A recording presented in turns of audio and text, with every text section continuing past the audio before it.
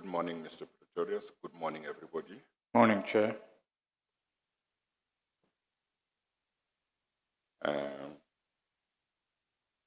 She's trying to get me one of the files, but I think we can start.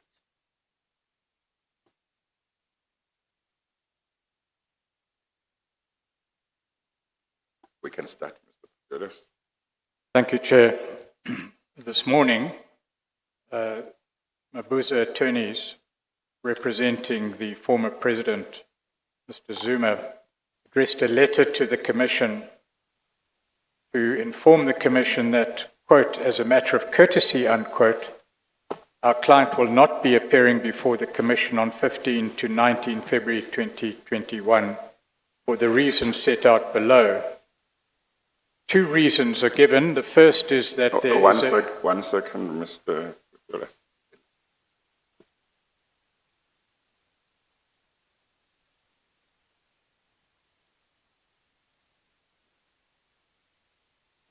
Yes, Mr. Pretorius. Two reasons are given.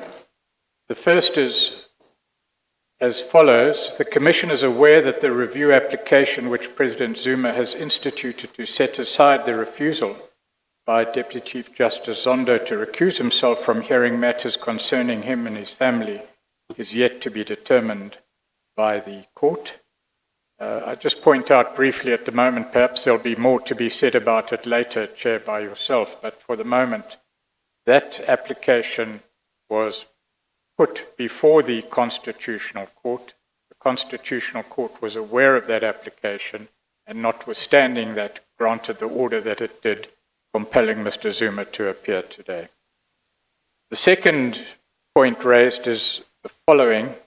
The summons issued for our client to appear on 15 to 19 February 2021 is irregular and not in line with the fourth order of the Constitutional Court judgment of 28 January 2021. Well, Chair, that's not for Mr. Zuma or his attorneys to decide. That is a matter for the Constitutional Court in any contempt application that may emanate from these proceedings.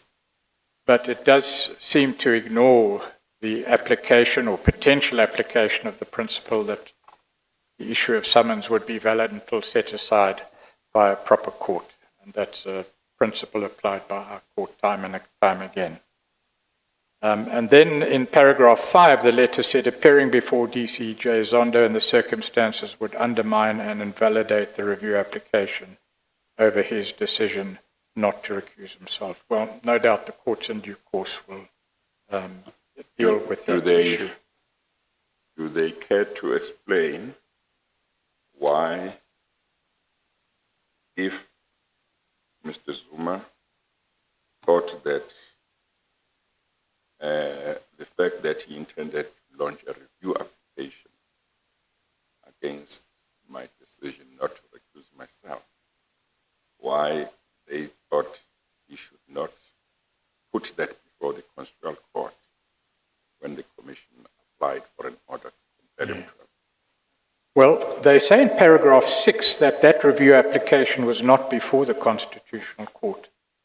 It was not before the Constitutional Court in the sense that the Constitutional Court was not asked to decide that application, but certainly they're incorrect insofar as they suggest that that application wasn't properly pleaded and wasn't put before the Constitutional Court and they were aware of it.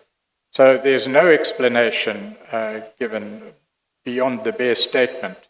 But that's a matter that the Constitutional Court will no doubt decide.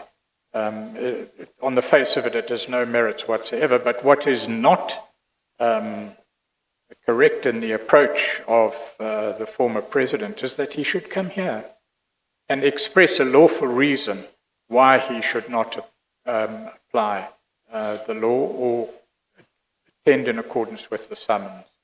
Well, or set the summons aside prior to. When the Commission launched its application to the Constitutional Court, Mr. Zuma was served with a full set of papers. Correct. And his attorneys were given a courtesy copy, as far as I recall from what I was told, to say here is a full set of court papers that will be or have been served on your client. Now, in that application, the point is made quite clearly that the Commission was aware that Mr. Zuma intended to launch a review application in regard to the recusal application, and it was contended by the Secretary of the Commission that that would be no ground for him not to appear before the Commission in the meantime. So he and his lawyers knew that this was one of the points that were being made by the Commission before the Constitutional Court. And if they contested that, it was up to them to file papers in the Constitutional Court and say the Commission is wrong. The position is that, as far as we are concerned, if there is a review application we are still intending to file in the High Court, the Constitutional Court should not order our client to appear. Mr. Zuma chose not to oppose that application, notwithstanding the fact that he knew that that was one of the points that the Commission was going to make before the Constitutional Court. Yes. He and his lawyers sent a letter to say he would not participate in those proceedings at all.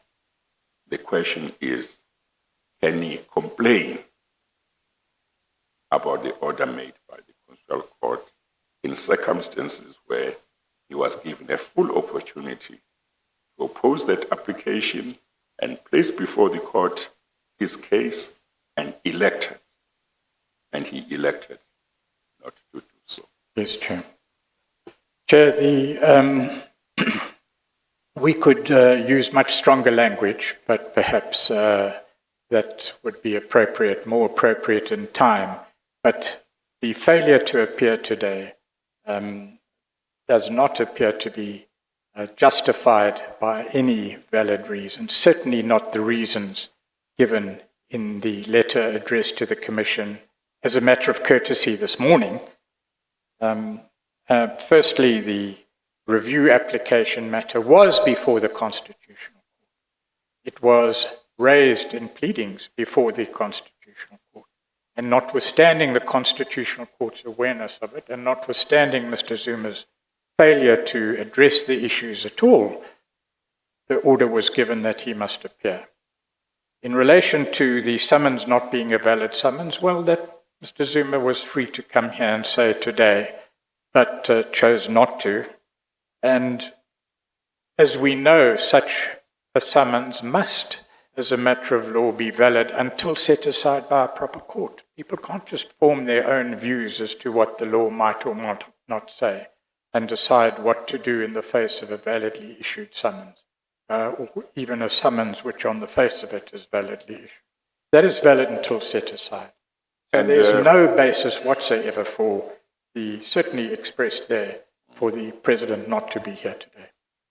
If Mr. Zuma or his lawyers were of the view that the summons was irregular, the law obliged him, if he wanted not to be obliged to appear, to approach a court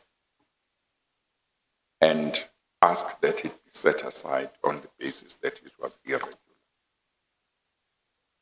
And I don't know the law to be that he's entitled to just ignore a summons just because he thinks it's irregular. Correct. And I think that the principle you have articulated is the same principle that the Constitutional Court told him about in the Nkandla matter, that you can't just ignore a process issued by a lawful body requiring you to take certain action, and just because you think it's wrong, you just sit back and ignore it. In any event, Chair, 2 points need to be made from what appears to be in the public domain. The real reasons for non-appearance are not expressed in that letter. And there are matters that are perhaps beyond the realm of this commission. This commission has a mandate, a job to do, it must do it. The implications and consequences of this commission doing its job is for those who will receive the report ultimately to decide. The second point is that whatever merits there might be, and we don't see any in the reasons not to appear today, will no doubt in due course be decided by our courts once again. Have you got the media statement that he issued on the 1st of February? Have you got it at hand? Yes, we can get it.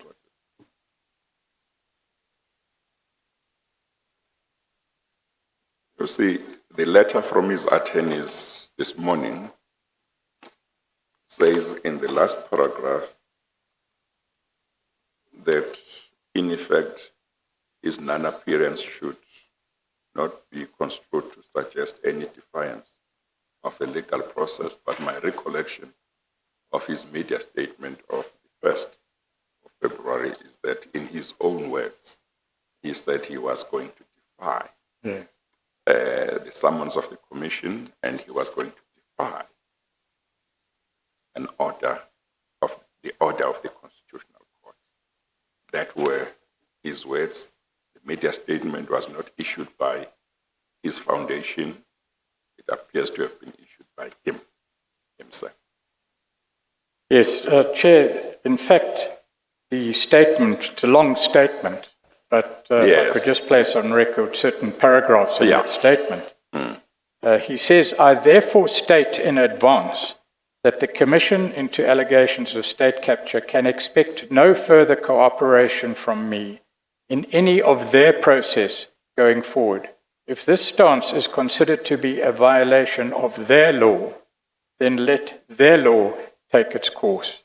I do not fear being arrested, I do not fear being convicted, nor do I fear being incarcerated. And then the last paragraph reads, in the circumstances, I am left with no other alternative but to be defiant against injustice as I did against the apartheid government. I am again prepared to go to prison to defend the constitutional rights that I personally fought for and to serve whatever sentence that this democratically elected government deems appropriate as part of the special and different laws for Zuma agenda. Well, certainly that is, to put it at its mildest, a statement of defiance. But once again, Chair, it does appear that the true reasons for not appearing are beyond these strict terms of reference, which we must investigate. Well, they are of a political nature. Well, the Commission is interested in what reasons have been given, insofar as they have been given for his non-appearance.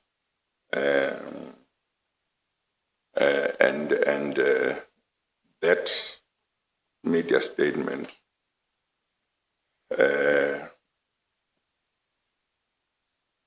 seems to make it clear that he had decided to defy the summons, to defy the order of the Constitutional Court. And of course, the law. That's and the law. And that seems consistent with his conduct before this commission on the 19th of November, when he had been issued with a summons. He came to the proceedings and left at a time when it had been made clear to him and his lawyers that to leave the commission without the chairperson's permission would be breach of the summons and a breach of the Commissions Act. His foundation, it's in the public domain, issued a media statement on the same day saying it had been assured by him that he would rather go to jail than appear before the commission. So the media statement that he issued on the 1st of February after the Constitutional Court had issued had handed down its judgment and ordered him to appear before the commission and to comply with all summonses and directives issued by the commission. The statement that he gave is consistent with the Jacob Zuma Foundation's media statement of the 19th of November 2020. Yes, Chair. And in the founding affidavit deposed to by the Secretary of the Commission in the application that was made to the Constitutional Court, one of the points that was made was that reference was made to the contents of that statement by the Jacob Zuma Foundation of saying he was not prepared to appear before the commission and he would rather go to jail. And he, that is Mr. Zuma, was invited to distance himself from that statement by his foundation. He has never distanced himself. Yeah. Instead, in his media statement of the 1st of February, he confirmed that he was going to defy not only the summons of the commission, but also an order of the highest court in this country. Yes. Chair, in summary, the reasons for non-appearance couched in courteous and polite language in this morning's letter from Abuza attorneys don't seem to hold any water and are groundless. But those comments there, in particular the comment that nothing should be construed so as to suggest any defiance of a legal process, must be read in the light of the statements to which we've just referred. And in what particular concern is the reference to their law. In other words, not a law by which I will be bound, but a law that will bind others. And if there's any act of defiance, it's contained in those two words.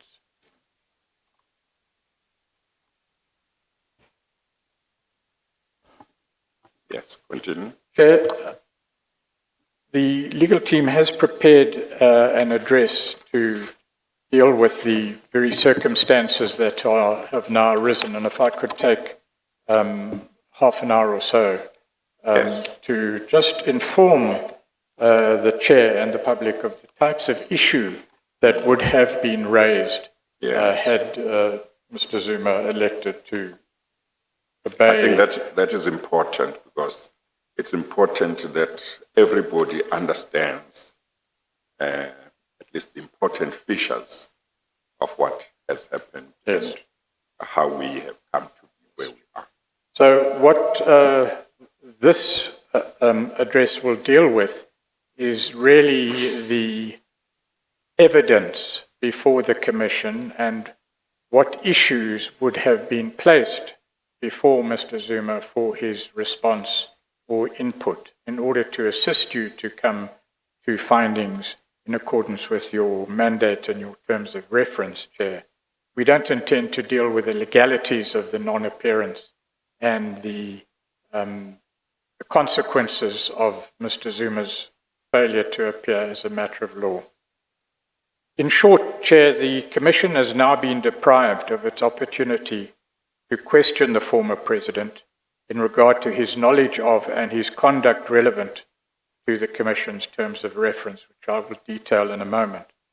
But by way of summary, where we find ourselves now is that we have terms of reference, a mandate to you, Chair, and to the Commission as a whole, Mr. Zuma is referred to directly by name in 4 terms of reference and indirectly in 2 as part of the executive, or at least 2. His evidence is obviously relevant to the Commission's work in this regard. There can be no doubt about that. Mr. Zuma has also been implicated to date by the evidence of at least 40 witnesses now. Now, whether Mr. Zuma believes he has been accused of wrongdoing or not, which appears to be the case, his responses to those allegations are still directly relevant to the work of this Commission. Numerous statements have been made by or on behalf of Mr. Zuma that he has not been implicated in any wrongdoing by any of the witnesses that have thus far come before you, Chair. If that is so, if it's so that Mr. Zuma believes he has not been implicated of any wrongdoing or accused of any wrongdoing by any evidence before you, Chair, then it's difficult to understand why he would need to rely on a right to silence. And also, it's difficult to understand why he would be scared of taking the witness stand and subjecting himself to questioning like everybody else. Correct. By the evidence leaders and the chairperson. And still less, Chair, would Mr. Zuma need to rely on any right against self-incrimination if, on his version, there's no evidence which indeed incriminates.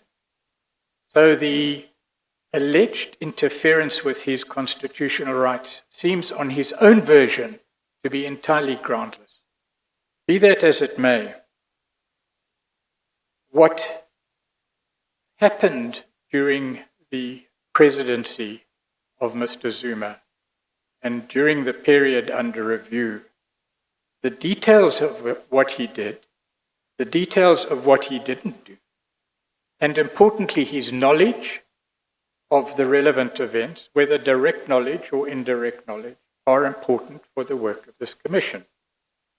Moreover, he was not only during much of the period under review, not necessarily all of the period under review, President, he was Chair of Cabinet. Cabinet made important decisions.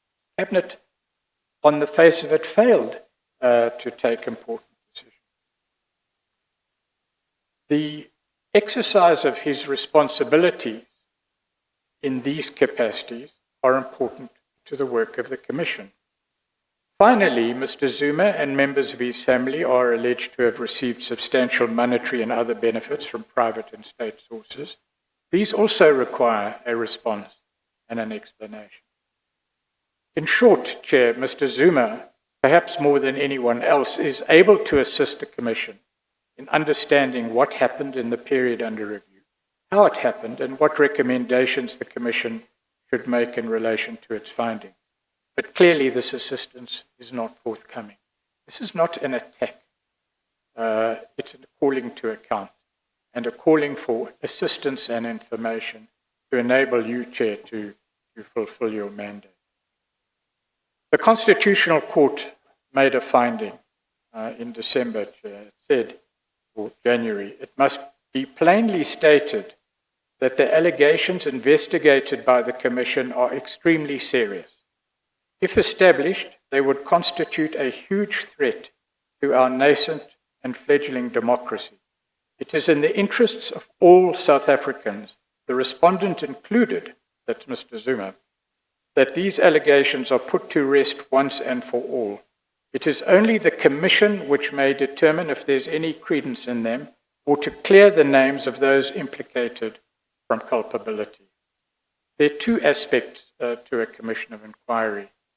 Certainly in these circumstances, Chair. The first is to investigate its terms of reference, to hear evidence in relation to its terms of reference, and to make findings and recommendations in relation to that. But it's also there, Chair, as a matter of public concern, and this was stressed by the Constitutional Court. The public have a right to know what happened. The public have a right to know what their president did or didn't do. The public have a right to know what their president says about this. Not in the streets outside residences in KwaZulu-Natal, but here in this commission. So the duty to assist the commission is not only a legal duty arising from the summons issued by the commission. That's the narrow legal issue which is before you, Chair. Well, in talking about the duty to assist, if I recall correctly, paragraph 3 of the terms of reference of the commission, which were signed by him while he was president, in paragraph 3 of the terms of reference, he said all organs of state will be required to cooperate fully with the commission. That is correct. One would have thought that he would be the first one to cooperate fully with the commission. Yes. Well, at the time, too, he made a public statement announcing the establishment of the commission and urging all South Africans to cooperate fully. And that clip is in the media. Apart from the duty to obey the summons, apart from the duty to abide by regulations, terms of reference and the like, there's a constitutional duty there arising from the position that Mr. Zuma held as president of the country. It's also a public duty owed to the citizens of this country. Manifestly, this commission's work is a matter of public concern. So, Chair, whatever the politicians and commentators might have to say about the commission's work, it remains our duty to fulfill the mandate that you've been given, Chair, in accordance with your terms of reference. And it's these terms of reference that guide its work. We simply have to do our duty. So whatever the noise out there, Chair, we, yourself as a sitting justice and ourselves as evidence leaders and the investigators, we have a mandate. It's a legal mandate and we must obey that mandate. And that is our duty and we must fulfill it. The legal consequences of Mr. Zuma's failure to appear will no doubt be dealt with separately, and perhaps, Chair, you will deal with those in due course. But I would appreciate, Chair, and have been requested by yourself to inform yourself, the Commission, and the public of the issues the legal team intended this week, and perhaps an additional time to raise with Mr. Zuma. Chair, there is a need for a caveat, however. It seems that many don't understand really how the Commission goes about it. It hears evidence, does not tell people what to say. It may highlight topics that need to be covered, but ultimately the witnesses come here to give their evidence. That evidence can be contested by other witnesses. In the fullness of time, and when you do your report, Chair, you will decide who is telling the truth and who is not telling the truth, and we can assist you in that regard. But the allegations that we will outline now in this address, Chair, are based on evidence presented, as well as evidence still to be presented, allegations which have emerged in investigation, statements which have been taken.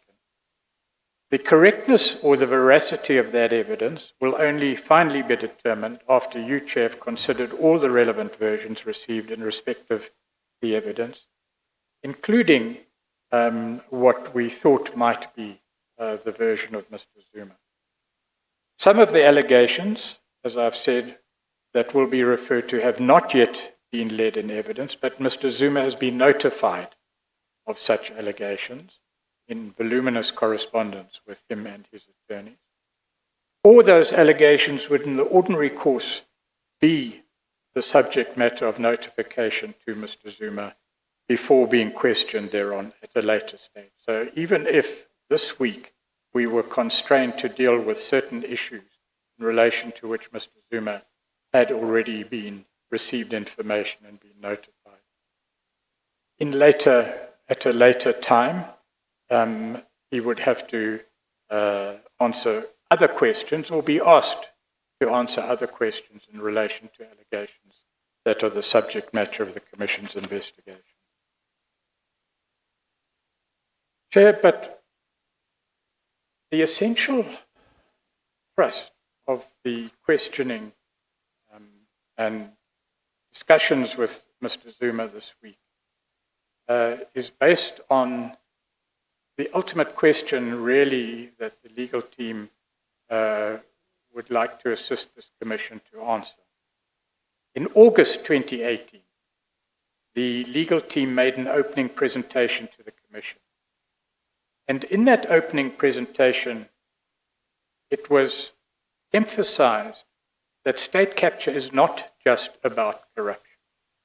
The mandate to inquire as to what is state capture and whether state capture was a project which was perpetrated by whomever might have been implicated in the evidence. It's a question that is yet to be answered.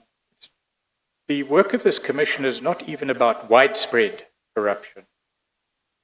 Corruption itself may be a part of a project of state capture or an alleged project of state capture. But state capture is more than that. State capture, and this was in the opening statement in 2018, at least in theory would concern a network of relationships, both inside and outside government, whose objective would be to ensure the repurposing of government departments, officials, and state-owned entities for private and unlawful gain. In other words, when one puts together all the elements, the evidence that you have heard, the question is, what does this mean? Is it just corruption? Are these just ad hoc events that seem to coalesce in a period of time, or is there something more to it than that? And that is what would have been explored with Mr. And that is ultimately a finding that you would have to address in your report. So the submission was made that the work in 2018, Chair, by the legal team, that the Commission was obliged to investigate circumstances where the allocation and the distribution of state resources is firstly determined by a network of persons outside and inside government acting contrary to constitutional and legal norms. Secondly, directed not in terms of our laws and policies to what should have been their outcome, but for the promotion, protection, and private financial gain of beneficiaries of that network of persons inside and outside government, and facilitated that project. Question arises, was that project, and this was put as a question, not as an answer, was it facilitated by a deliberate effort to exploit or weaken key state institutions, for example, law enforcement agencies, or even Parliament in its oversight duties? Finally,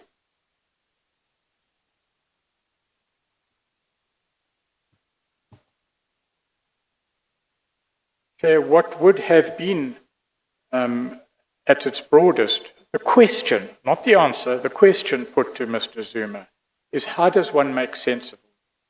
What really happened? Not the little pieces of the jigsaw, but looked at globally in its whole conspectus. What happened? And secondly, how could that have happened? How could it happen, for example, that this corruption wasn't picked up and prevented by law enforcement? How could it happen that the various constitutional oversight bodies failed, at least initially, to deal with what was going on? Really, what happened and how could it happen? And only with a full understanding of that, with the assistance of Mr. Zuma, honestly and openly speaking to the Commission, could one take the next step towards recommendation. To go into some detail now, Chair, against that general background, Mr. Zuma would have been asked to respond in detail to allegations regarding his relationship with the Gupta family in South Africa. And there are many factual issues which arise under this head that would require some discussion and examination. So, and obviously, in the short time that we have this morning, I'm not going to deal with every issue, but mainly to highlight certain important issues. There has been evidence led over 3 years relating to the knowledge and involvement of the Gupta family in actual or contemplated ministerial appointments and dismissals. We've heard the evidence of Ms. Mentor, Mr. Jonas, Ms. Hogan, Mr. Gagaba, Mr. Mbalula, Mr. Gordon, Mr. Nene, and Mr. Des Van Rooyen, to name but a few. All of them. You said Mr. Gagaba, where I haven't heard him yet. Yes. Yeah. Well, there are allegations There's that would evidence be put to against. him. There are allegations involving There are him. allegations that he would answer in this round. As I said in the beginning, this includes evidence already led and to be led, on the understanding that before being called to answer, he would have been informed of it for a later appearance. In relation to the appointments and dismissals of ministers, now this is just one piece of the jigsaw. What flowed from the appointments and dismissals of ministers, I will deal with in due course. But that's the starting point in the center of the jigsaw puzzle. The evidence has been that the Guptas had, in some cases, prior knowledge of executive appointments and dismissals in our terms of reference, specifically and expressly.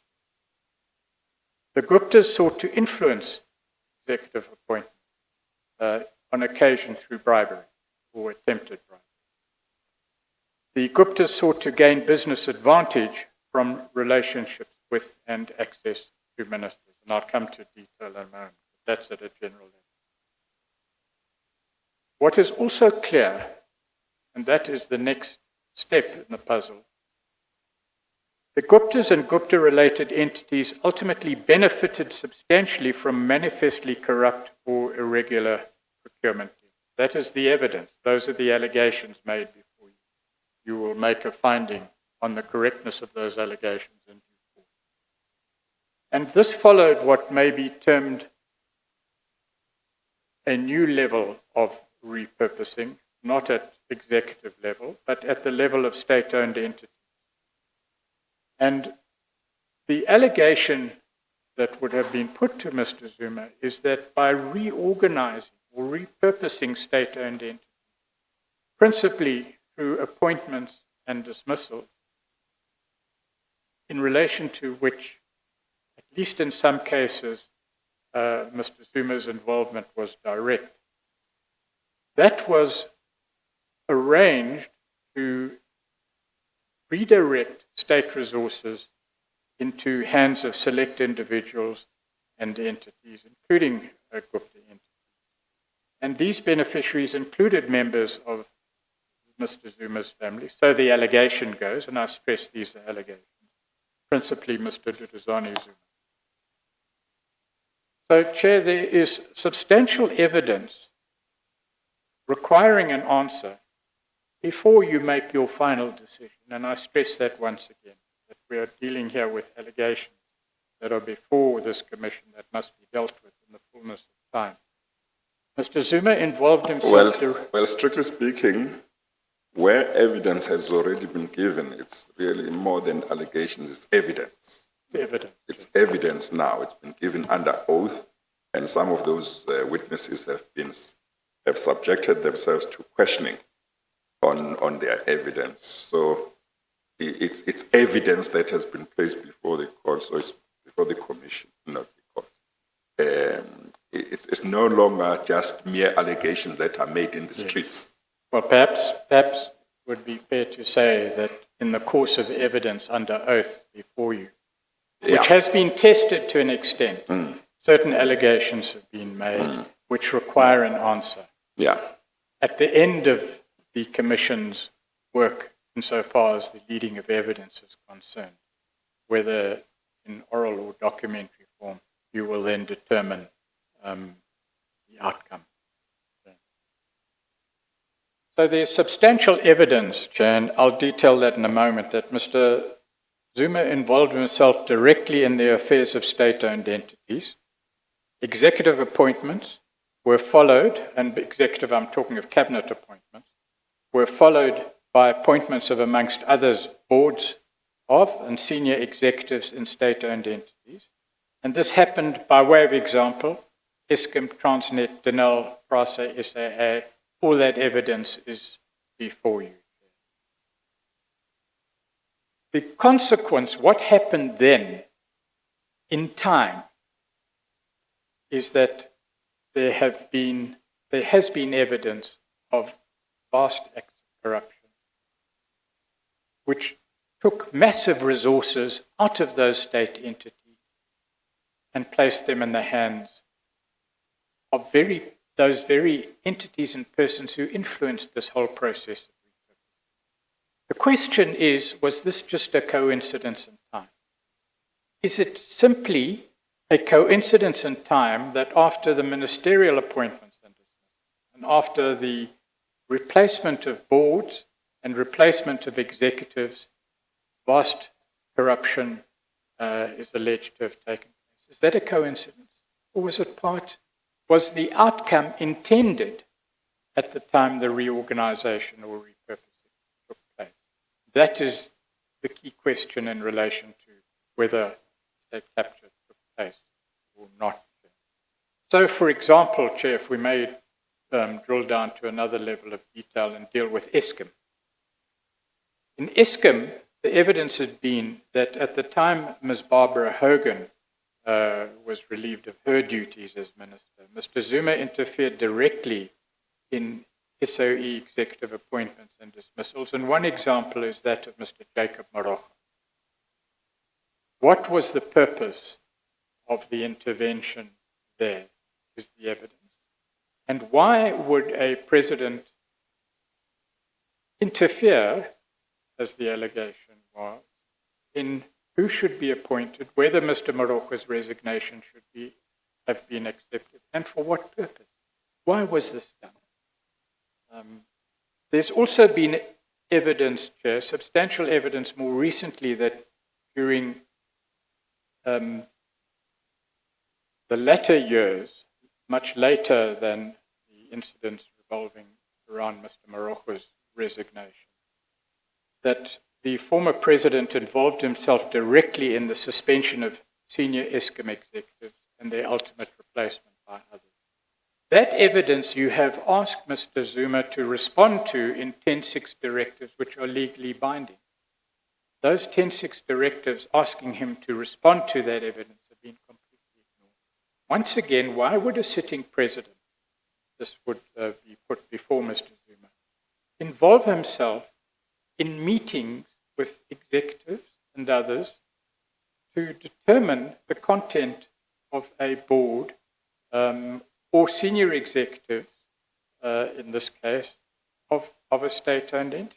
What was the purpose of that? We know what happened afterwards, after the repurposing, under Mr. Zuma's watch, that corruption occurred, redirection of state resources occurred. The question is, was there a link? Was the outcome intended by the repurposing or through the repurposing and reorganization? So evidence has also been led, one will recall at the beginning, the influence or alleged influence of the Gupta family in ministerial appointments and dismissals and others too. We know that ultimately financial benefit in a reorganized state-owned entity flowed to the Guptas and Gupta-related entities. Again, was this just coincidence in time, or was it this a planned series of acts to achieve the outcome that actually happened? And this, Mr. Zuma could have assisted you in answering that question. We also have evidence, Chair, of cash.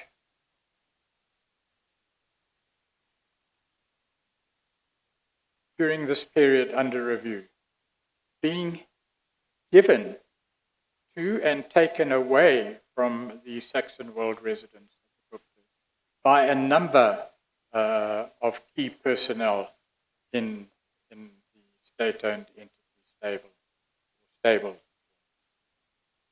Now, if one takes these events, the attempts to influence executive appointments, the attempts to, and I mean cabinet, executives at the cabinet level, appointments and dismissal, the consequent effect that that reorganization at the highest level had on the composition of boards and executives in state-owned entities.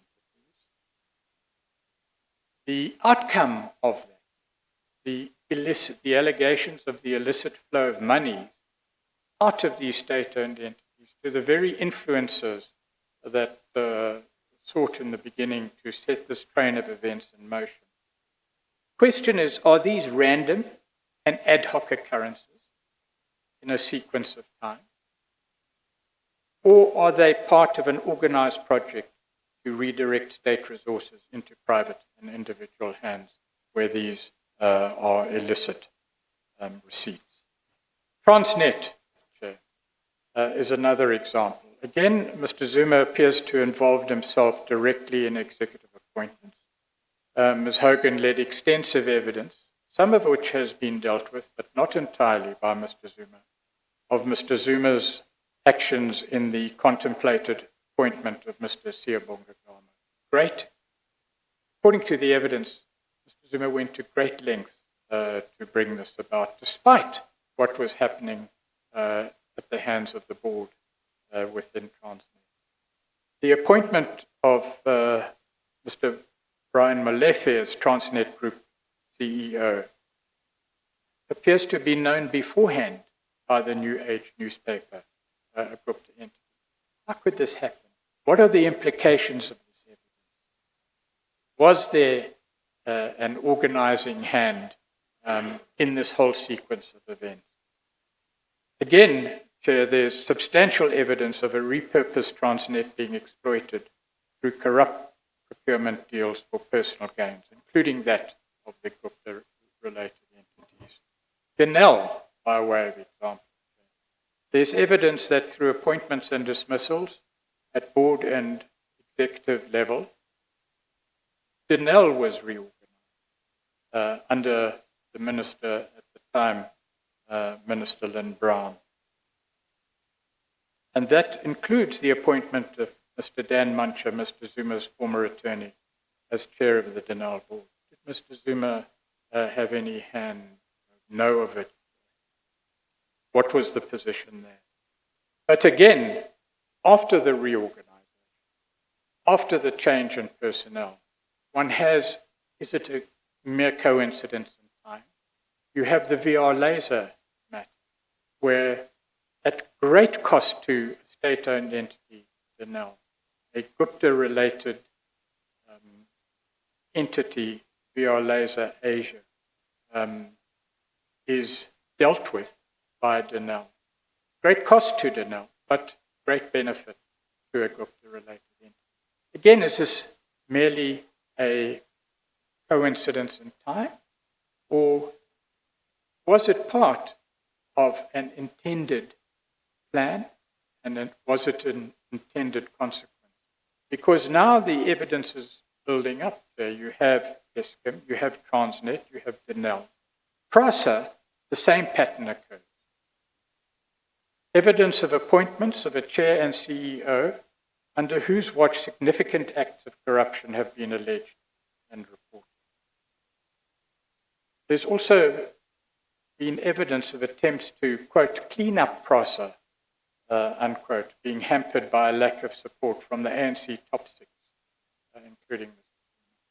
And that's an explanation required not only from Mr. Zuma, but from others as well who were part of the top six at the time. Not enough to say, well, they had the power to deal with it, they should have dealt with it.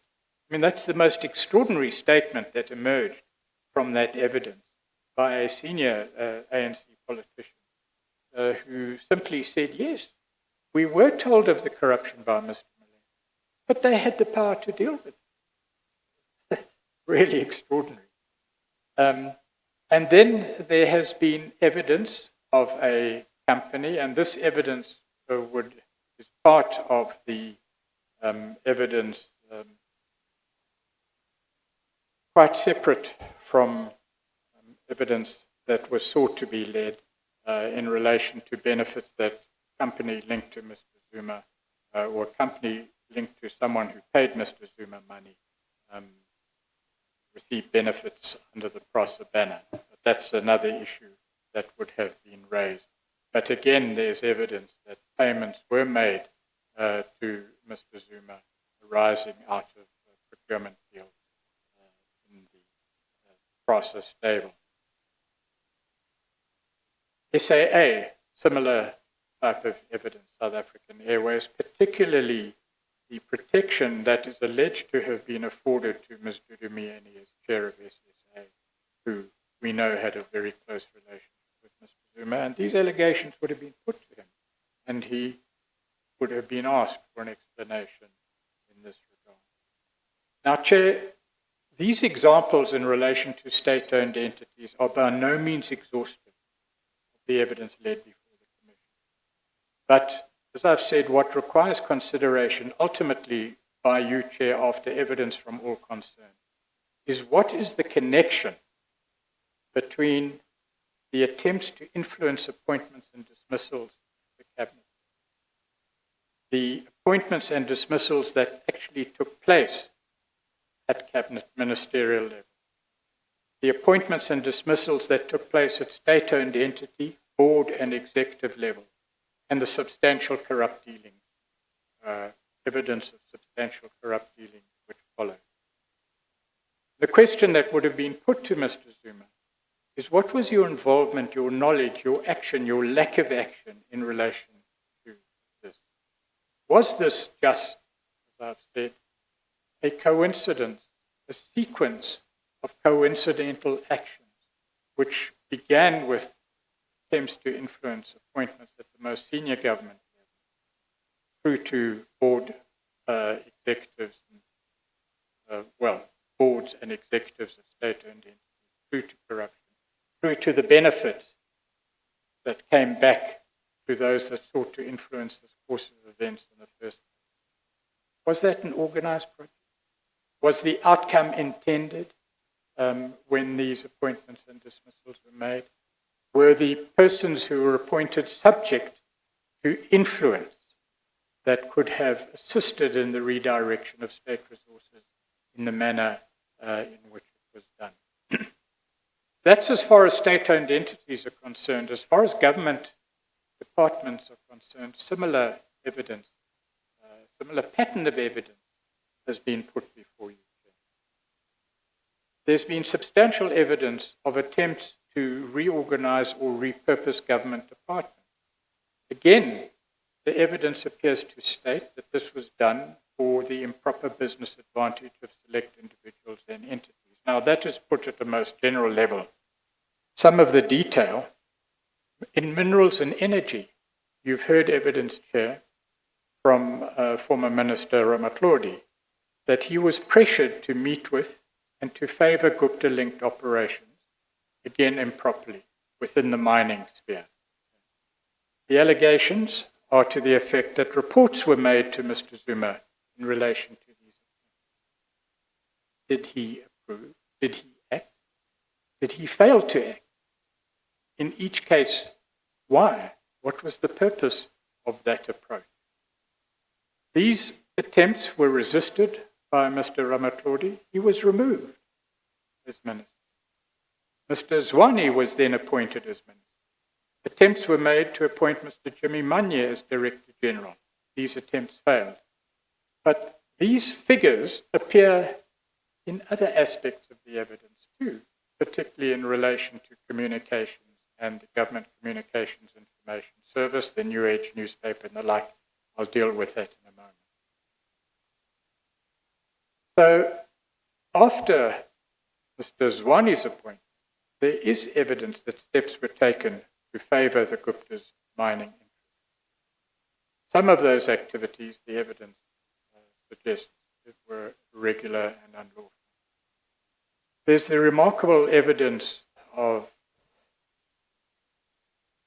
one of the former members of the SSA to the effect that, to the knowledge of the President, a meeting was held in the President's private study in his residence in Pretoria, where one of the Gupta brothers accosted Ms. Susan Shabangu about her failure to meet the desires of the Gupta family and its entities in relation to the mining issue. That evidence is quite extensive, but again shows that to the knowledge of the President, pressure was put for illicit and unlawful favoured treatment within the Minerals and Energy Department. National Treasury, the matter of great controversy, especially beyond the four walls of this venue, Chair. But as was made clear by Mr. Nene, National Treasury is important because it finances deals, procurement deals of a large nature. It does have a supervisory procurement role to play, and it is in a sense an oversight body in this regard. It does have regulatory power over how government's financial resources are used. So Treasury is, and the evidence is that it was, a stumbling block to irregular procurement deals and the irregular expenditure of state resources. And what is clear is that, again, the former president, the evidence goes, sought to influence or exert pressure on Treasury officials, ultimately removed two ministers, and the evidence goes, stood in the way of a deal involving Petro SA, where it wished to buy Engen refinery, or it didn't wish to. The pressure came from above that a deal should be done at great cost without a due diligence exercise for an overpriced Engen refinery from the Malaysian owner Petronas. That evidence would have been explored.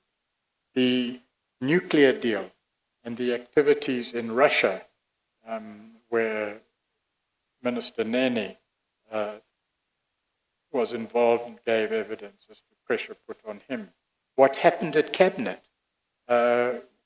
Why was this deal contemplated in the first place without sufficient background information?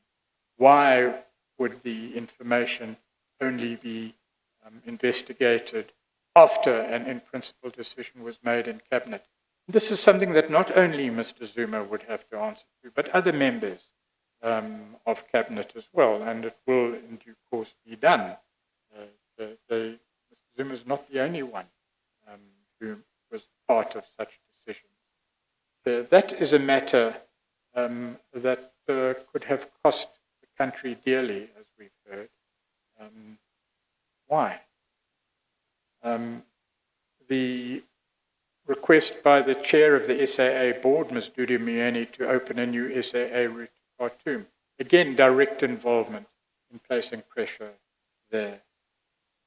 There are other examples. The closure of the bank accounts is another area where private banks took steps to close Gupta and Gupta-related entity bank accounts. And there was a ministerial task team appointed.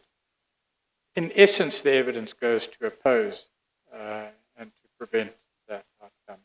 And there's been substantial evidence in relation to that. Interestingly and significantly, there were at least two incidents of centralization of power under the presidency and under the State Security Agency, and I'll come to the latter point in due course. But there has been evidence that Mr. Zuma initiated a process to remove the national budget process from Treasury and to place it in the hands of the President. And the reasons for this require some investigation and explanation.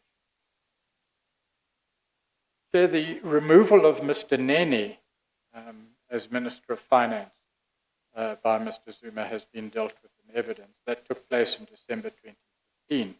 And that took place at a time when, according to the evidence, Mr. Nene stood in opposition to the nuclear deal. Was there a relationship between them? That question needs to be put, needs to be answered. The stated reason that Mr. Nene's deployment was required to the BRICS Bank has been seriously questioned in evidence by more than one witness, that it simply was an unconvincing and some say spurious reason. There were other reasons. What were those reasons? And were they part of this overall plan that emerges or possibly emerges from all the evidence? It also appears that the Guptas had foreknowledge of Mr. Nene's removal. And there was an alleged complaint on their part that Mr. Nene would not, quote, work with them, unquote. That evidence also before you, Chair, needs explanation and answer. And it was shortly before Mr. Nene's removal that, according to Mr. Jonas, there was an attempt to bribe him to take up the role of Minister of Finance. Again, that evidence is before you. And that evidence needs to be dealt with. These are the friends, close friends of Mr. Gupta, close friends of Mr. Zuma and his son and others in the family, but particularly Mr. Zuma. What was going on here? What are the links? What was the purpose behind all these appointments and dismissals? And were they to facilitate the outcome that we know actually occurred? Then there are the circumstances surrounding Mr. Gordon's removal by Mr. Zuma, his sudden recall from London. There has been that evidence. Those too require clarification. Where did this supposed state security document, Operation Checkmate, come from? What was its status? We know the evidence is that that document was put before the top six, but its contents were rejected, and then other reasons were stated. But why was this done? Why was it necessary to change the incumbent of the ministry there? The outcome and consequences, were they intended? So the access to and use of a supposed intelligence document in an apparent attempt to justify Mr. Gordon's dismissal requires some explanation or clarification. We know that Mr. Zuma then sought to replace Mr. Gordon with Mr. Brian Molefe. And we know that he'd had a recent and eventful journey through Eskom and Transnet with all that happened during that time.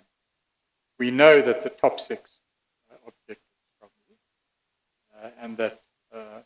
Gigaba was appointed instead. But those questions need to be explored. Again, to answer the question as to whether these are all coincidental, these individual pieces of evidence which ultimately pile up and appear to point in one direction. Is that a fair conclusion? Was the outcome intended? The appointment of Mr. Gaba's deputy, Mr. Buthelezi, is another one issue that requires some investigation, particularly as Mr. Buthelezi had been implicated in allegations of serious malfeasance at PRASA, and Mr. Zuma was aware of it. South African Revenue Service is another example. We know that there is evidence, perhaps to come, of Mr. Zuma's direct relationship with Bain Incorporated. And the term of Mr. Miyani as the SARS head and the involvement of Bain and Company in the supposed restructuring of SARS is well documented in the Nugent report as having a disastrous outcome. But why? You know, Mr. Zuma, did you have any personal involvement? What was the object of your personal involvement in your dealings with Bain and with Mr. Miyani? the outcome, was that an intended outcome? We know, for example, that the Gupta family benefited from dubious decisions of SARS regarding controversial tax treatment, but that's just one of the outcomes. The Waterkloof landing, that's another question. When all the evidence before you is considered, and all the evidence that was not forthcoming before you is considered, the probabilities will have to be considered by you. And this is a direct issue that needed to be raised with Mr. Zuma. The Guptas are your friends.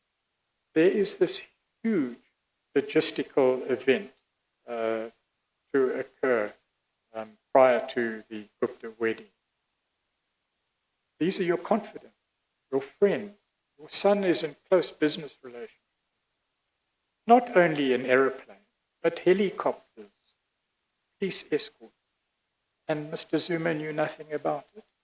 On the face of it, it seems improbable, and some explanation needs to be given. His office was involved in compiling reports thereof. And there is a brick wall between any knowledge that the President had, prior knowledge at the time, post-knowledge. And then why would he obviously concur in the appointment of the alleged wrongdoer, the person who took the hit, Mr. Kolwani, getting an appointment to the Netherlands as ambassador? All those facts need explanation because they raise many more questions than just warrant putting the evidence to rest at the level that it was given before you. Just one small issue.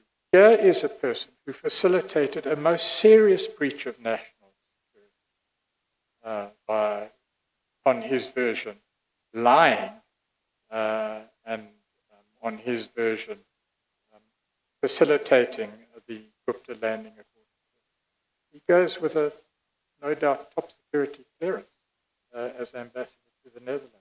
Lots of questions that require answers. Then there's the Department of Communications and GCIS, the appointments and dismissals that took place there, the need of GCIS to, in effect, finance New Age newspaper through advertising revenue and the like. That evidence also, with the apparent approval or the apparent action or non-action of Mr. Zuma, that requires to be put and explained. But once again, as one goes through all these individual events, a bigger picture begins to build up. And the question we come back to all the time, was this a complete course of action designed to benefit certain parties illegitimately and beyond the prescripts of the law and the Constitution? There's another example, Chair, that's the activities of the SASA and the Department of Prison. Chair, the evidence has been that the SASA relied heavily on government contracts worth on average 2.5 billion rand. There has been direct evidence as to how the SASA bribed government officials, scale of about 66 million rand per annum, I estimate. Mr. Agrisi claims that Mr. Zuma had a close relationship with BASASA's main shareholder and chief executive, Mr. Gavin Watson, and they met frequently. And there have been a number of allegations that have arisen out of that evidence. BASASA appeared to benefit Mr. Zuma and the governing party in many ways. There's evidence that 300,000 rand a month was paid in cash to the Jacob Zuma Foundation, usually by handing it to Ms. Dudu Myeni, but at least on one occasion directly to Mr. Zuma. Mr. Agrisi and others testified that BASASA paid for and catered for functions worth millions of rands for Mr. Zuma, his family, and the governing party.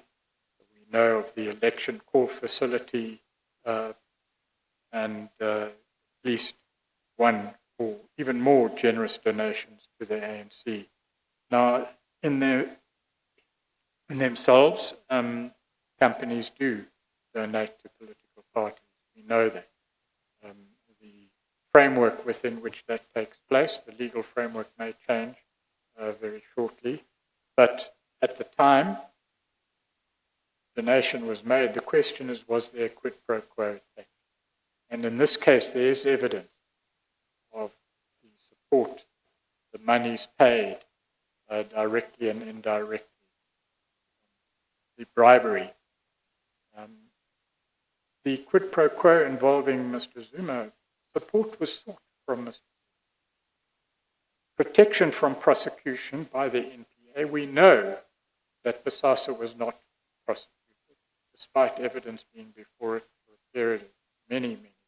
That seems to have changed now, but to a limited extent. After being investigated by the Special Investigation, that file lay dormant for almost a decade. That file, concerning the investigation into Bosasa's allegedly corrupt activity, was handed over to Mr. Agri, copies of that file, by Ms. Dudumiyeni, whose expenses, we know in evidence, had been paid for by the Jacob Zuma Foundation. What was the former president's knowledge?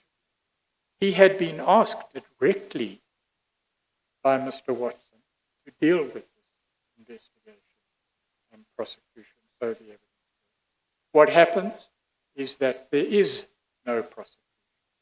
The matter lies dormant. And the file, then, Ms. Dudumiyeni hands over. What is going on here? Is this yet another example of protection, and I'll come to law enforcement agencies in a moment, of protection of malfeasance, of allowing a system to operate without consequence? And so we add Bosasa to the list. We add Bosasa to the file of allegations. And it's difficult to contemplate that this was all just matters happening in a coincidence of events over a period of time. And that there was not a plan, an intent, and a guiding hand or guiding hands behind it. The Karoo fracking example is another example where Mr. Zuma was asked to intervene to facilitate change in regulations to allow that deal to go through.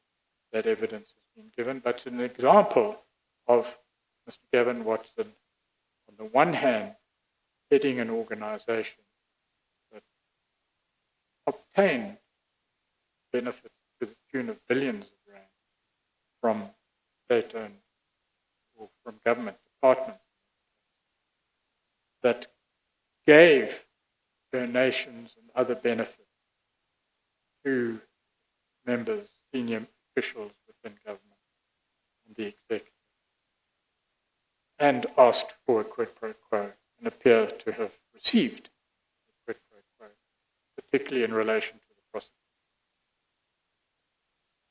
Who benefited from this?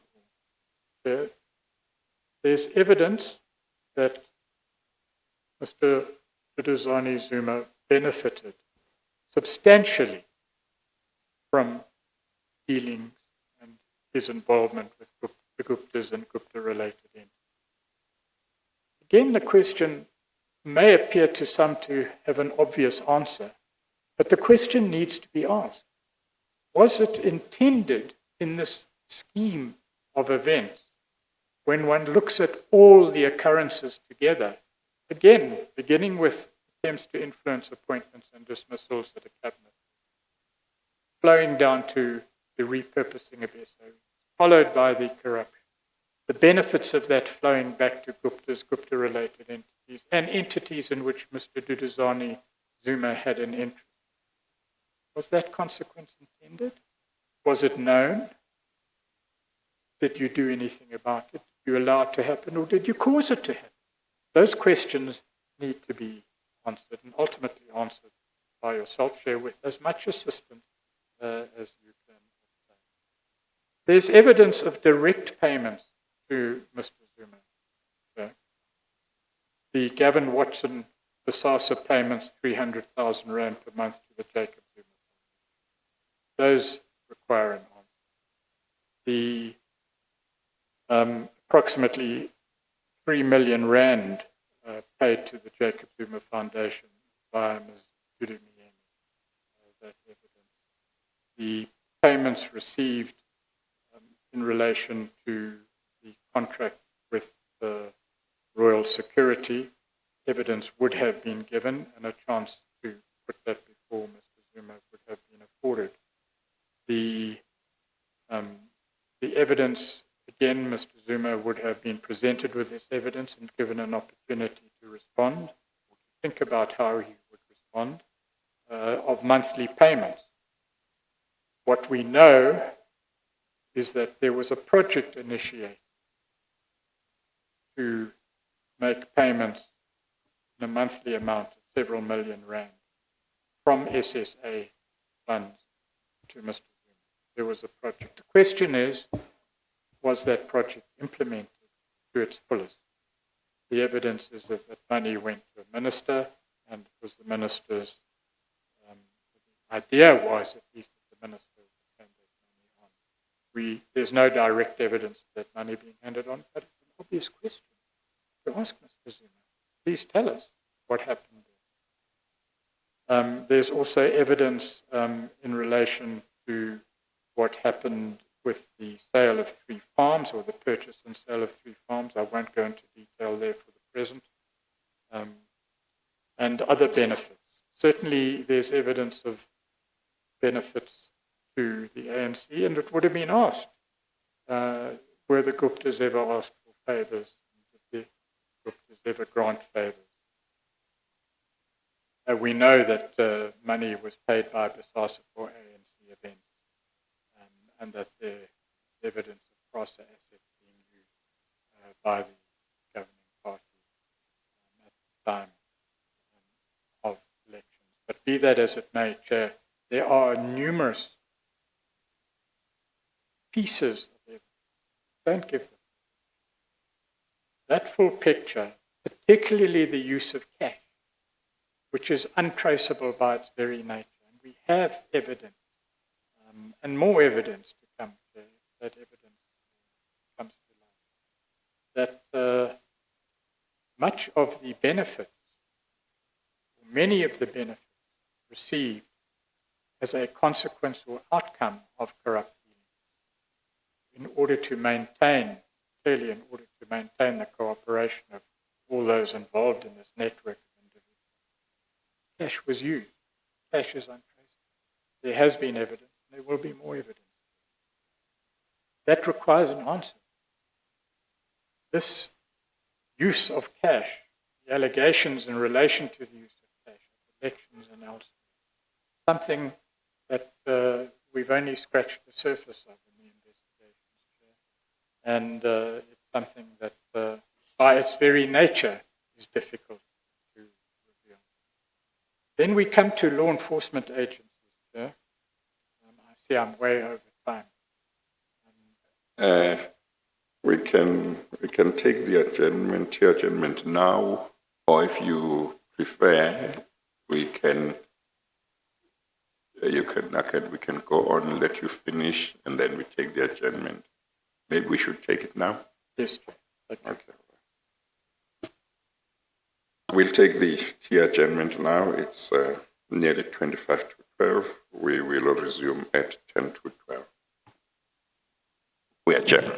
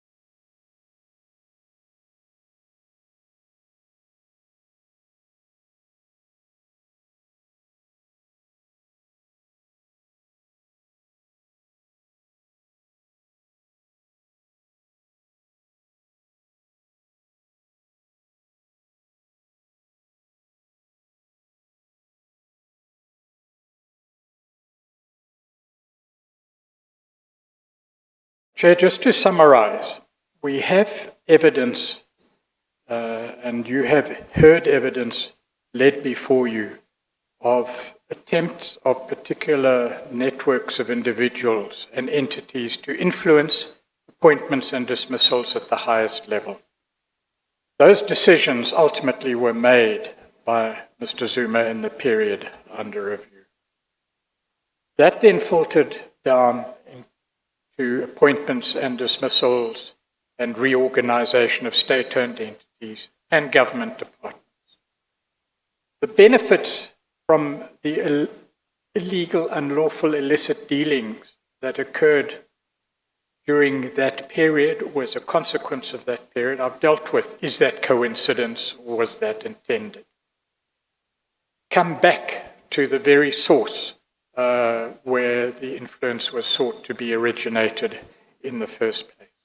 But the question then arises, Chair, where were the defenders of our legal order whilst this was all happening? Where was Parliament in its oversight role? Where were the various oversight bodies? We know that the Public Protector intervened eventually, but very late. And where were, in particular, were the law enforcement agencies? And the question arises, were those law enforcement agencies deliberately disabled, deliberately influenced to allow this project, if it was a project, to continue to its logical outcome, to fruition? Or is there some other reason why what happened within the sphere of law enforcement agencies in relation to the evidence that you've been given, Chair, to explain it? And that must be explained, Chair. And there are many who can explain, but Mr. Zuma is one who could assist you in coming to a conclusion in that regard. The evidence is reasonably overwhelming, Chair. You can make findings, but to get a complete picture, one needs the complete evidence. The most stark example is the Bosasa example. I've dealt with it. Investigation, rampant corruption, SIU investigation, dormant for almost a decade. And we know that certain key individuals appointed directly or indirectly by Mr. Zuma or persons acting under Mr. Zuma to interfere with that prosecution. I'll come to some detail in a moment, but that's the starkest example. But there are others. So we know from evidence led before you, Chair, that law enforcement agencies fail to detect, prosecute, and prevent wide-scale corruption during the period under review. Why? Was this just coincidental yet again? Or was it intended that it be so? Law enforcement agencies, the evidence has been, were considerably weakened in the fight against corruption and crime during that same period. It's instructive, Chair, that beyond the period that this Commission has been concentrating on, we refer to it as the period under review, we know from evidence, and it's a fact, that the National Director of Public Prosecutions has a 10-year term. The intent of that is stability and effectiveness and independence. Not one National Director of Public Prosecutions has lasted that 10-year term. There are examples, Chair, of the law enforcement agencies being used to target persons who were intent on combating corruption. The host of that, days of evidence have been given before you in that regard. Conversely, Chair, there are several examples of persons or entities not being prosecuted for corruption when they should have been. Again, sheer coincidence or part of an intended plan. Executive interference in the operation of law enforcement agencies, there's been evidence before you that that has occurred. And again, several dubious appointments and dismissals have been placed before you by way of evidence within law enforcement agencies. Now, we know, Chair, that as President, Mr. Zuma had the power to appoint many of the most senior officials in law enforcement, including ministers of police, the National Director of Public Prosecutions, all provincial and special directors of public prosecutions, the head of Special Investigations Unit, Commissioner of Police, and the Commissioner of the SARS. So those all were direct appointees. I think that is correct, Chair. We know, for example, you've heard extensive evidence of the tenure of Mr. Nkosana as head of the NDPP. And it appears, according to the evidence, that Mr. Nkosana was determined to hold Ms. Jiba and Mr. Mkhwebe accountable for their conduct in a number of cases, including interference in the Bosasa prosecution. Their conduct has been criticized by the courts over and over again. The very person who sought to hold them to account, we know of the circumstances surrounding the termination of his employment as NDPP. Chair, we have numbers of examples in evidence of politically connected individuals being protected from the law. General Mkhululi is one example. You've heard extensive evidence about that.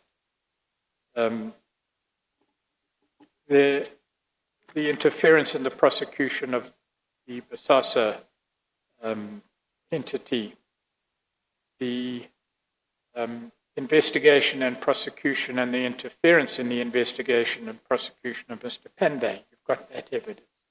It's clear, Chair, who was a business partner of two of Mr. Zuma's family members. This is something that needs to be raised. It needs to be answered. Why were politically connected individuals apparently protected by law enforcement agencies? From the very top, why were those appointments made? Why was this not detected? Why was it not dealt with? The glaring question, of course, is there can be no doubt that those in power knew about corruption taking place. And the obvious question that ought to have been asked, rather, by those in power, by oversight bodies such as Parliament, is why is this happening and why is nothing being done to stop it happening? Where is the accountability? We have got a range of powerful constitutional institutions with vast powers, and yet nothing is being done. Again, is this mere neglect? Is it mere coincidence that at the time all the events highlighted by the evidence is happening, law enforcement agencies are just asleep?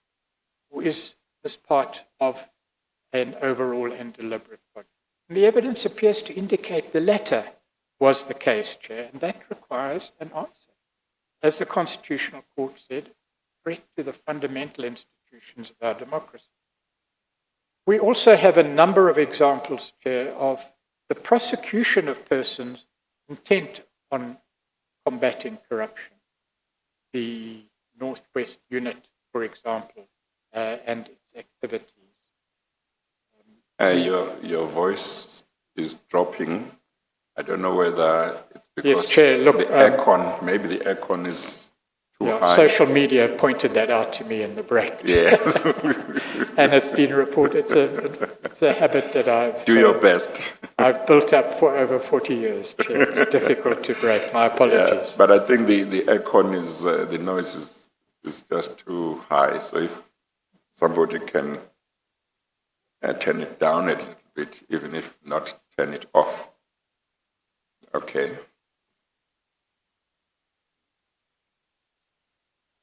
So we have the contemplated prosecutions of Generals Dramat, Shadrack Sabir. Those were persons investigating the Mkhululi case, the Nkandla case, the Pandey case.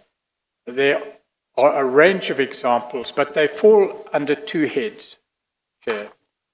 Quite apart from the inaction and the failure to act, which itself is an important issue that needs to be canvassed, not only with Mr. Zuma, but with others too.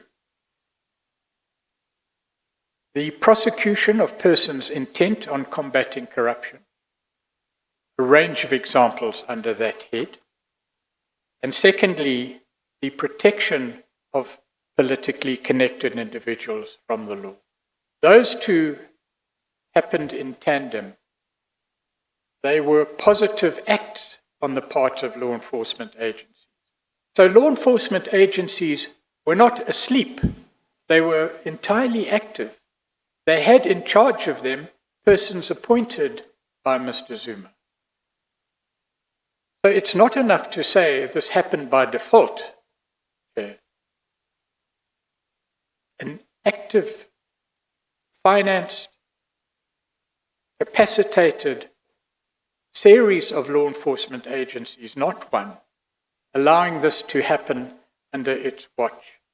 Again, it's difficult to conclude that this was just yet another coincidence in a train of events that is the subject matter of our terms of reference, Chair, and the evidence laid before you. And it's something that needs to be explained by persons who were in charge. Then, Chair, with regard to the intelligence agencies, you've heard substantial evidence. There was evidence previously from Messrs. Sheikh and Jenje and Maktatuka in relation to the reorganization of the state security agencies under Mr. Zuma's watch.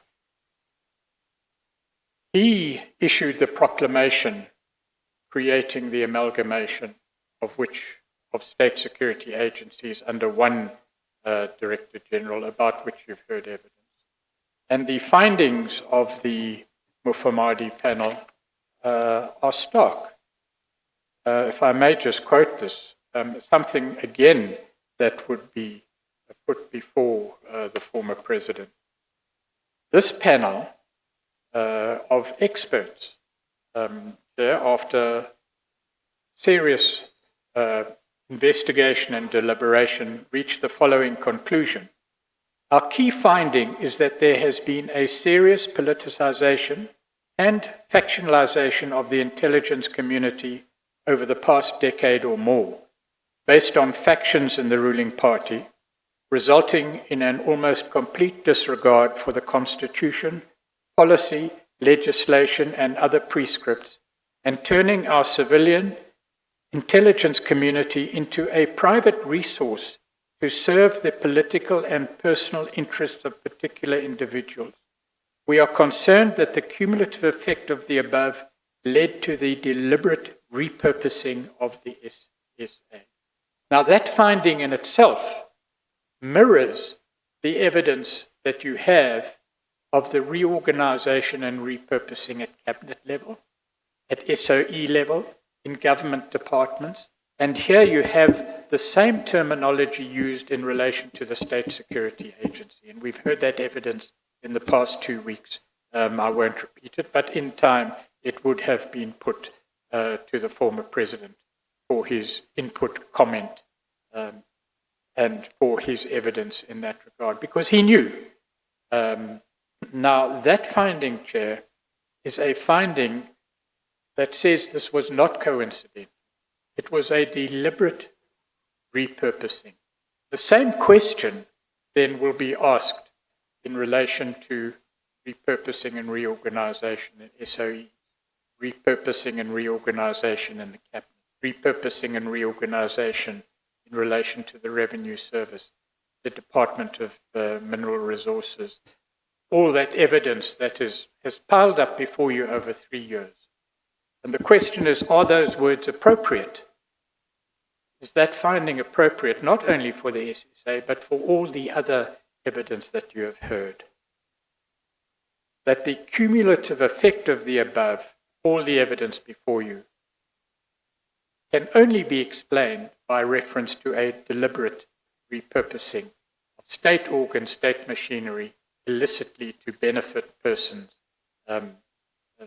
through the unlawful acquisition of state resources. That's the essential question on which we would be concentrating with Mr. Zuma in all its component parts, because it's only when one puts all the component parts together, one asks the question, but didn't this happen in that department? Didn't this happen in that SOE? Didn't it all happen at the same time? Was it not the consequence of a series of events that initiated this process in the beginning? It may be that the conclusion is unavoidable there, but one must hesitate before drawing that conclusion and look at a conspectus of evidence first to see whether it's the most reasonable or only conclusion that can legitimately be drawn. I'm not going to repeat the evidence of the SSA personnel. It's recent and well known to you, Chair, and the public. But what is important too, in particular, is the extent to which Mr. Zuma is alleged to have benefited himself in a way that, according to the evidence, exceeded the mandate, was not part of the mandate of the State Security Agency. Personal protection, the project in relation to money, which we haven't heard all the evidence yet, and we don't know all the evidence yet, but there will be further evidence in relation to payment of those monies, at least to the first stop in the journey intended for that money to the minister concerned, and other projects. One will recall a speech that Mr. Zuma gave to students at a university over a year ago, perhaps 2 years ago, where he emphasized that state capture can only exist if government, the executive, Parliament, and the judiciary are all captured or sought to be captured. Well, the obvious answer to that is you don't need to capture the judiciary because matters never get to it. They are halted at the law enforcement agency stage. But it seems that some people thought that that might be appropriate to do. Whether that finally came to fruition or not will be the subject matter of further evidence. But the project did extend far further than just SOEs and particular government departments in relation to procurement. So the allegation would go, and so it would be put to Mr. Zuma. We have evidence of the principal agent network project and an investigation into the activities of that project and its association with Mr. Arthur Fraser. And that, the evidence goes, was shut down on the direct or indirect instruction of Mr. Zuma. That is something that needs to be investigated too. Is this coincidental, or is it part of the overall project?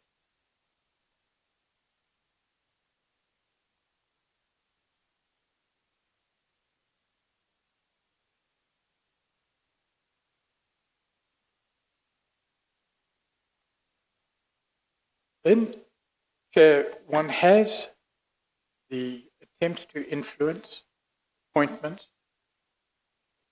and dismissals being affected, the consequences of those in government departments and SOEs, the flow, the illicit flow of money and basically the alleged theft of state resources flowing back to particular beneficiaries. One has that. One has, outside of that whole process, big questions that arise over the activities or failures of the law enforcement agencies, from police, crime intelligence, state security agency, the NPA and the like. Questions and many answers that have been put before you. But again, in answer to the question, how could this happen? As you've directed, Chair, one needs to look at the oversight body. How could it happen that Parliament didn't deal with this issue? How could it happen that Parliament failed, or apparently failed according to the evidence, in its own constitutional duty? Those are questions that the head of state needs to deal with so that you can understand, Chair, what the answer is to that question. And there would be an answer, but that the answer to that question is either found by you on the evidence before you without answers from Mr. Zuma and co, or you have the benefit of their input. It's a collaborative effort to assist you to meet your terms of reference. It's not a war. It's not an attack on anybody. You want that evidence before you. You've taken every step possible, including steps that might have been seen as conciliatory. But, Chair, this commission is not, as many have sought in defense of their own positions to paint it, as an aggressive, single-minded body that seeks to make premature findings. It has asked all concerned to contribute to its deliberations and has invited or commanded a range of people from all sectors of the community to come before it to assist. You've made repeated calls for people to come forward. The one outstanding gap in the evidence before you is that of the person at the head of the ship, the captain of the ship. And it's a great pity you may be compelled to make findings in absence of the person at the wheel of the ship, but so be it. It's not through lack of effort that position has been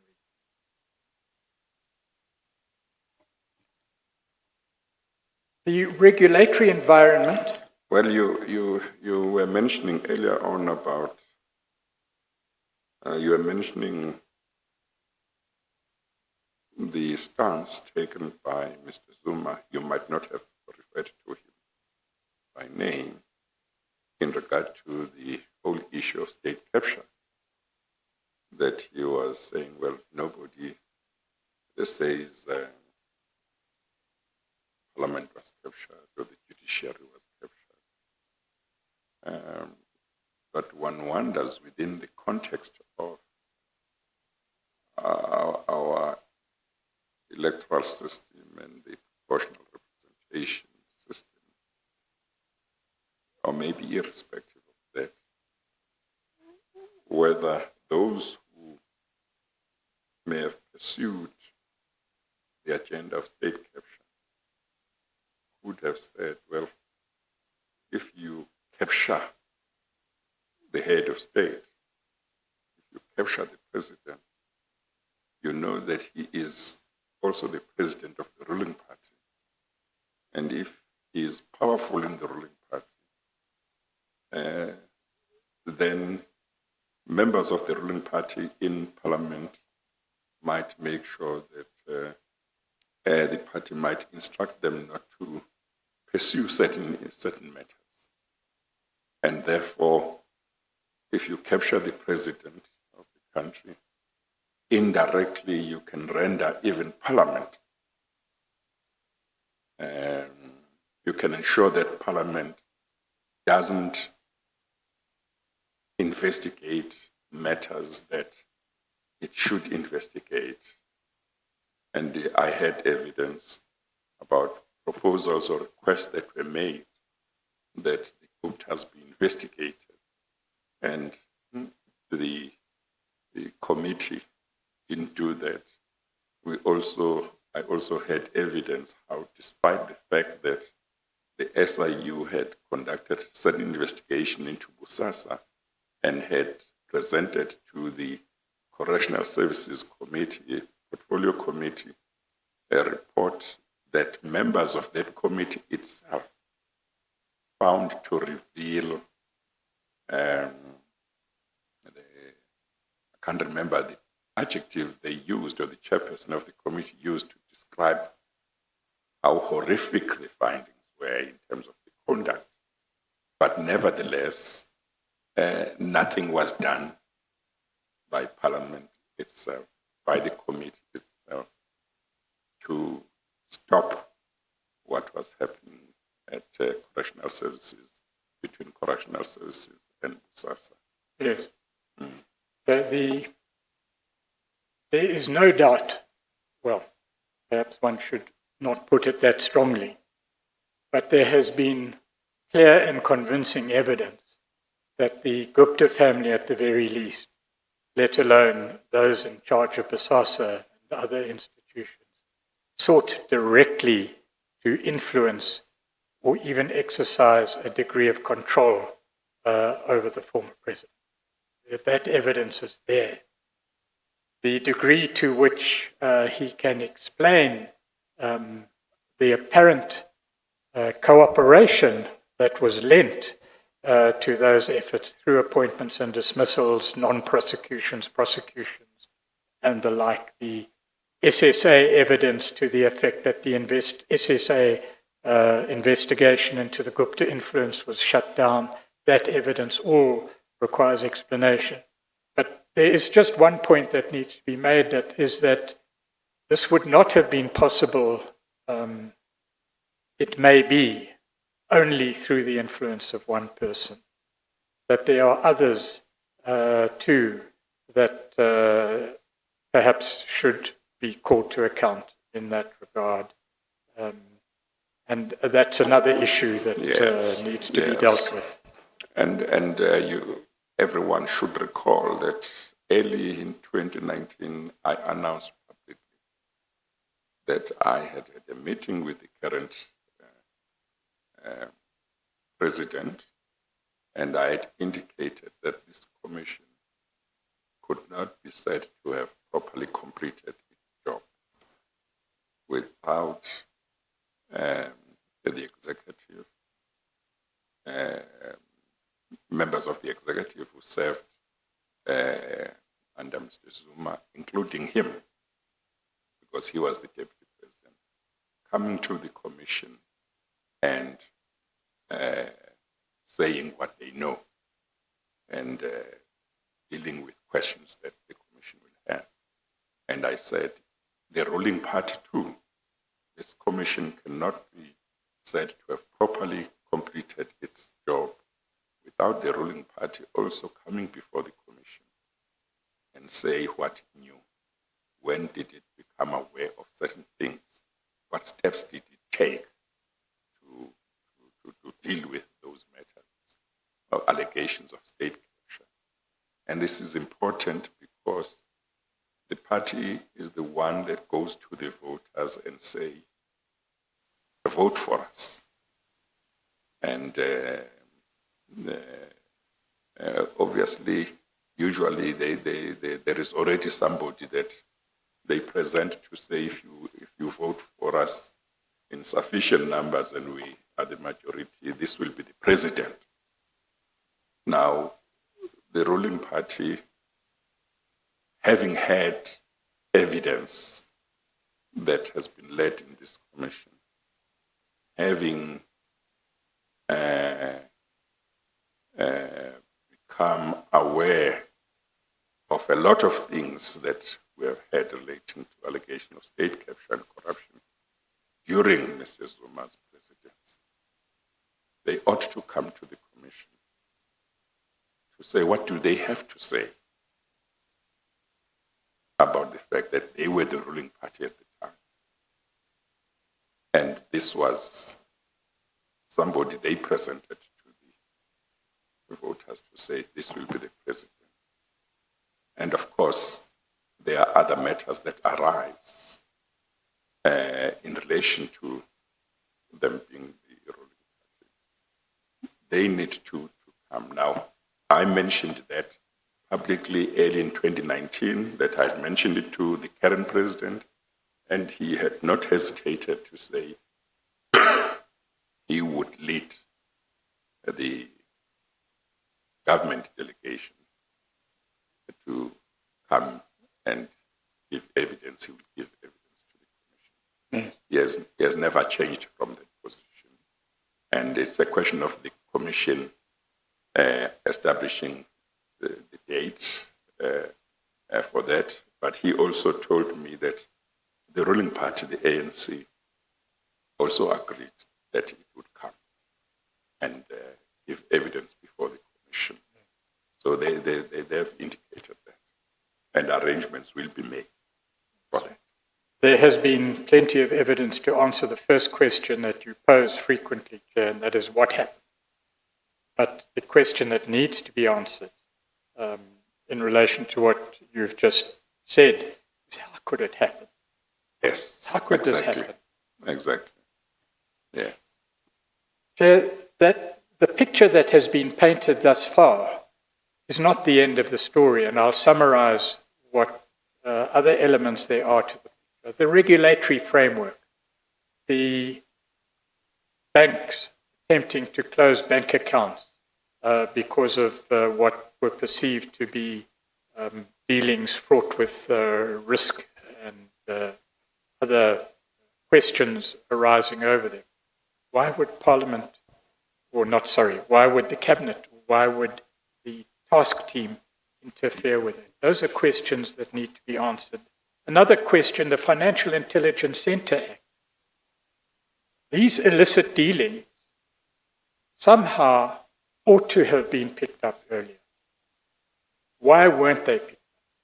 The Financial Intelligence Centre, the evidence has been, gave plenty of information through to law enforcement agencies that wasn't acted upon. But importantly, in the light of evidence that has been given in the last 2 weeks about the role of the State Security Agency, there was an attempt to delay the passing of the Financial Intelligence Centre Act, which would have strengthened the activities of the capacity and activities of the Financial Intelligence Centre Act.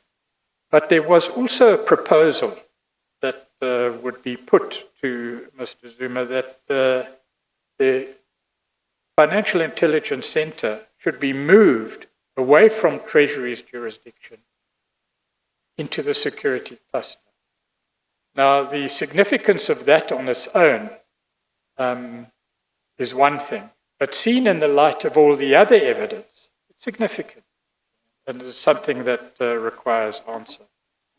And then, Chair, the importance of what the legal team has termed the narrative.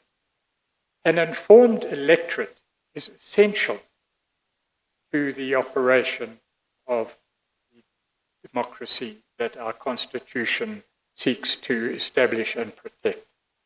And to the extent that news or information is distorted, to the extent that the population is misled as to what really is occurring, to that extent, the fundamental aspects of our electoral democracy may be undermined. So serious questions arise as to the attempts to influence the media, attempts to establish alternative and sympathetic media using state funds.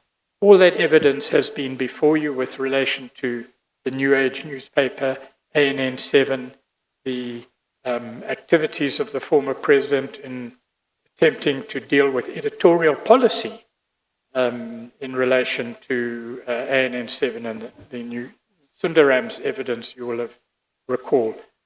That whole conspectus of evidence needs to be put into the picture because the components of what might be alleged to be the state capture project would be incomplete if it didn't have its public relations arm. And there is evidence that indeed it did have a public relations arm, ranging from attempts to influence media, to obtain what is euphemistically called positive news as opposed to negative news or critical news, to the involvement of Bell Pottinger in its campaign. All that evidence, too, will in due course be collated and put before you, but it's an important part of the big picture. So, Chair, there is more detail, particularly in relation to the lack of accountability that appears to have been a concomitant series of events accompanying everything that you've heard over the last 3 years.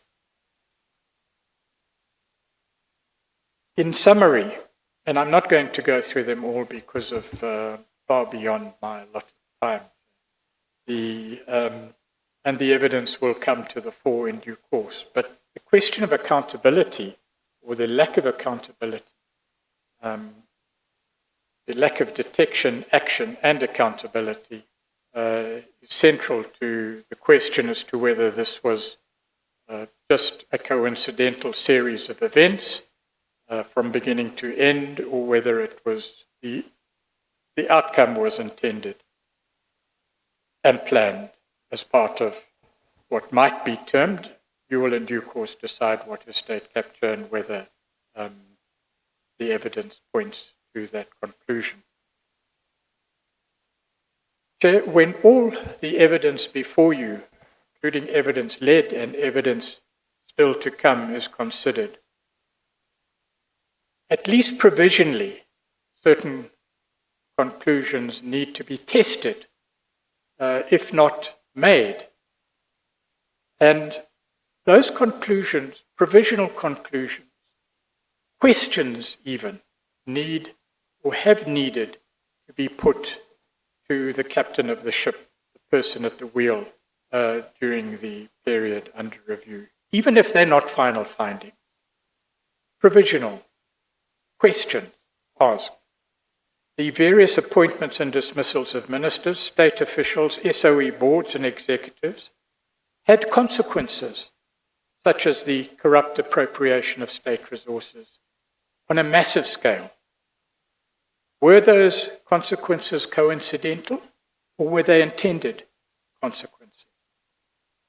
Among the beneficiaries of the alleged corruption were the very persons who influenced or attempted to influence the course of action right from the very beginning with National Executive Cabinet appointments and dismissals. Vast amounts of state funds then flowed to a network of individuals and entities, some of whom were associated with the very persons who sought to influence the project or alleged project in the first place. Was this coincidental or planned? No responsible state entity, Parliament, at least for a time, law enforcement agencies, Chapter 9 institutions, at least for a time, until the Public Protector report, were able to, were allowed to, or did detect and put a stop to this pattern of conduct and its various component parts.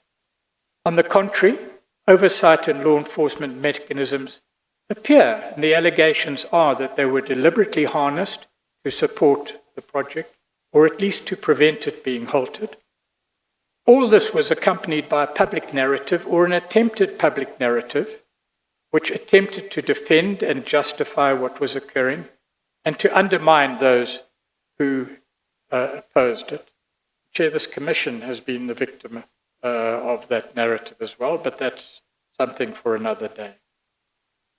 Other elements of our society colluded or appeared to collude or are alleged to have colluded in the success of what might be termed a project or enterprise. The auditor's profession, elements of the legal profession. Was such collusion merely passive? Was it a failure to act? Or ought other elements of our society have been called to account in the overall scheme of the evidence that is presented? And in the end, Chair, Mr. Zuma, through and I stress honest cooperation, might have assisted the Commission to understand fully not only what happened, but how it could have happened.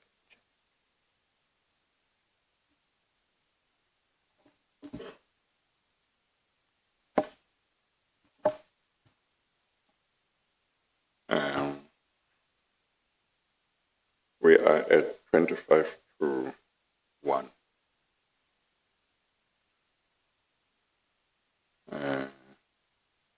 You are done. I'm thinking that whether we should I should say something now until we finish, or whether we should rather take the lunch break and we come back at 2. So before I announce what the Commission is going to do about what has happened, have you got suggestions?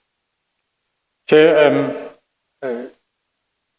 considering the circumstances and what you as Chair would say about the non-appearance today and its outcome and consequences, they're significant.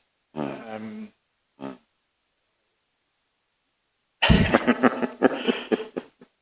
it's not for me to say, Chair, but some consideration perhaps ought to be given. Although, Chair, on the other hand, the consequences seem to be fairly clear.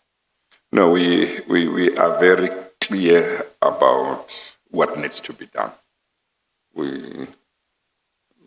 There is no confusion about what should be done.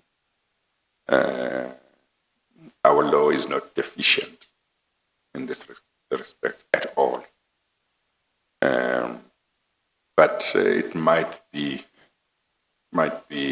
appropriate to adjourn and then come back at 2, and then I'll make my remarks about some of the matters that have been raised, and then announce what the Commission, what next the Commission will do. At 2, Chair. Yeah, 2. Thank you.